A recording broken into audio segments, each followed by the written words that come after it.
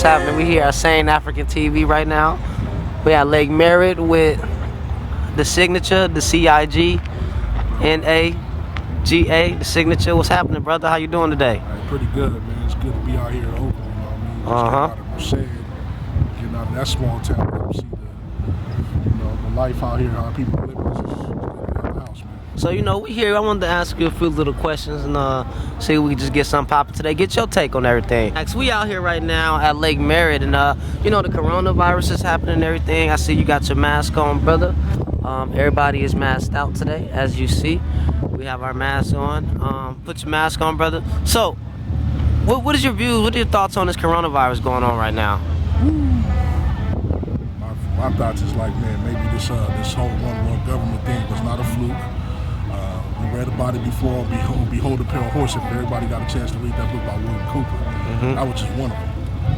Another one was unregistered warfare. That was Chinese warfare in America. Okay. So like, yeah, these books been out here for a minute. And when I'm thinking about it, it's just hopefully everything will go back to the same. That's what we all do. We all hope that it dies down, and then we get back on track and get back with our normal lives. But we also got to prepare when that's not the case. It could be an apocalyptic setting. Definitely. So do you think black people can catch coronavirus? Of course, man. Okay. So we're not immune because of our melanin, right? No, of course not. That's not even scientifically possible. So. Okay, I just wanted to ask, because some people have been saying that, black people can't catch coronavirus, and I know some of the reports, people have been dying. Yeah. We want to make sure that we get that out, that we can't catch it. What would you suggest to our people right now during this time? What should they do? What would be best?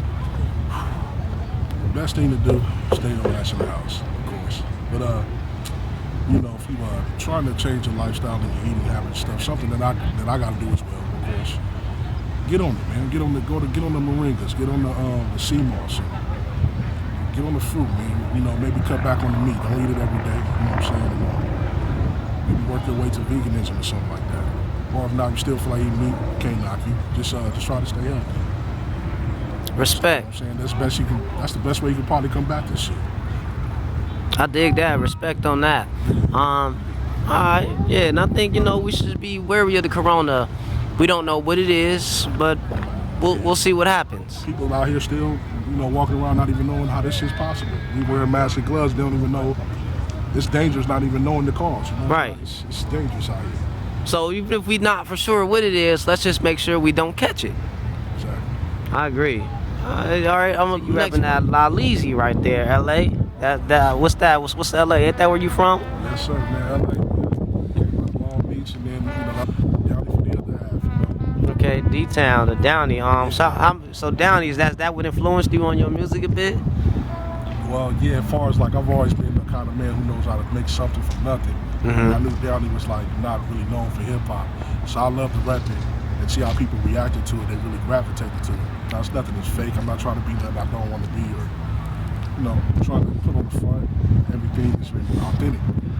I dig that authenticity. It's big in the hip hop world. So, exactly.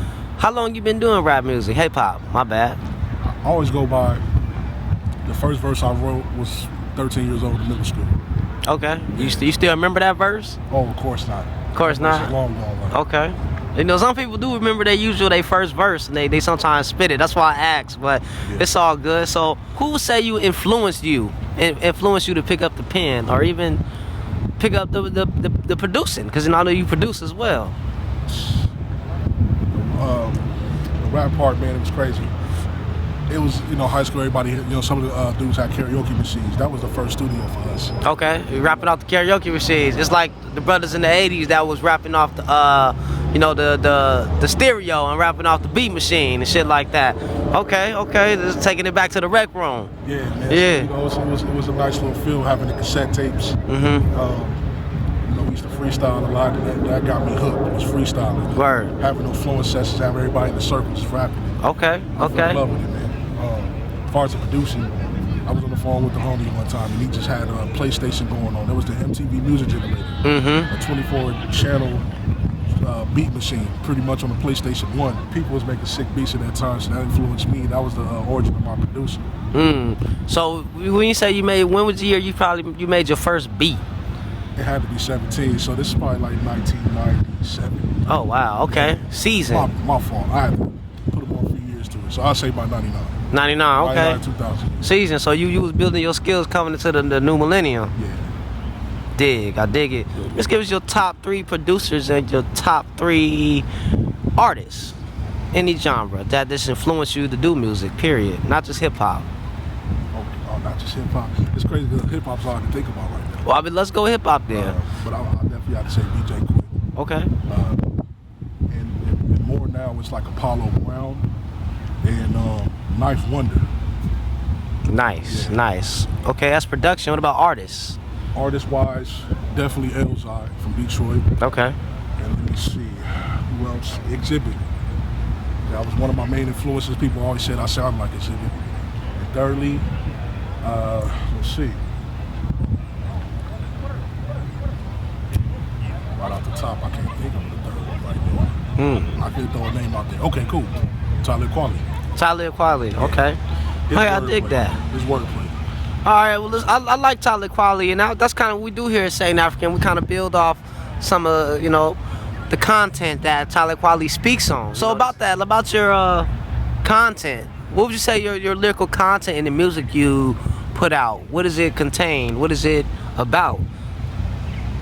Well, since, growing up on the West Coast in LA, I couldn't fake the front. I couldn't fake the funk. I wanted the game back then, so I couldn't put out that kind of music. But I used to always love that West Coast sound. Okay. That staple that Zapp and Roger created, and also that like Dash Dillinger and Warren G end up accumulating and stuff like that. It's crazy. I grew up on Death Row, but then later on when I started expanding out, a lot of the East Coast was giving me more of the lyricism vibe.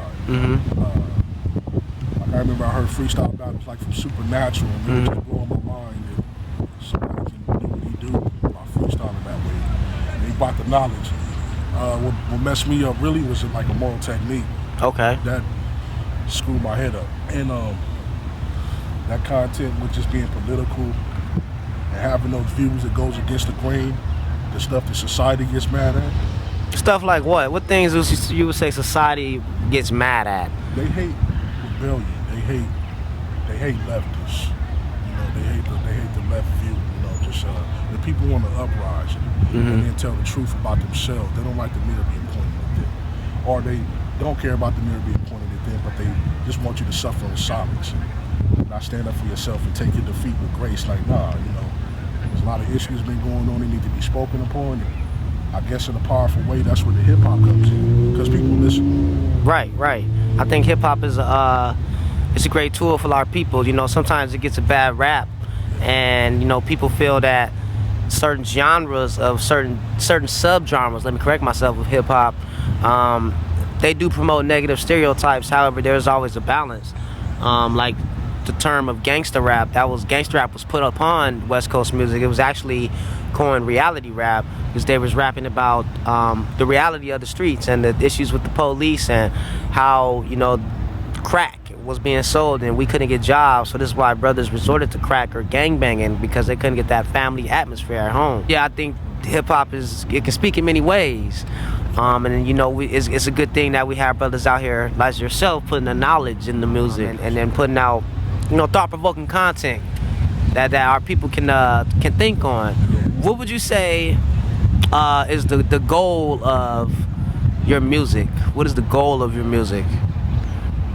And that's a good question, because sometimes I still question myself on that. I don't really know the end all the be all, but my goal is just to pretty much just cater to the people who want to listen, who wants to think, who wants to think critically, and question the status quo, and not just be so accepting of what they've been fed.